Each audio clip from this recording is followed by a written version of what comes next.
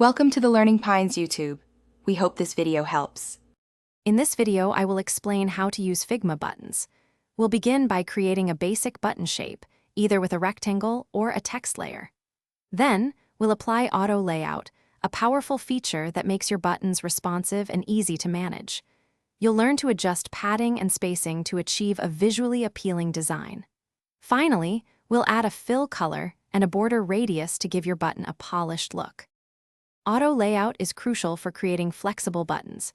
It ensures your button automatically resizes as you change its text or add icons.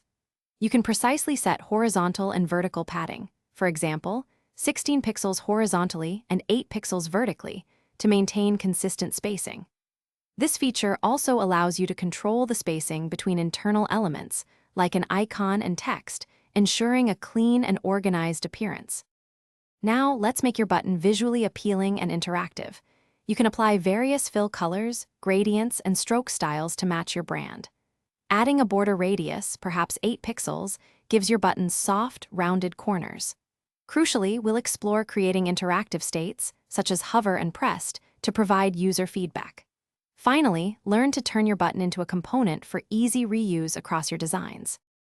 To ensure a professional design, always maintain consistent button sizing and styling throughout your project. Your button labels should be clear, concise, and actionable, typically using 2 to 3 words. We'll also cover creating button variants, allowing you to manage different states like primary, secondary, and disabled or various sizes, all from one master component. This organization saves significant time and effort. Thanks for watching. Consider subscribing if we helped you.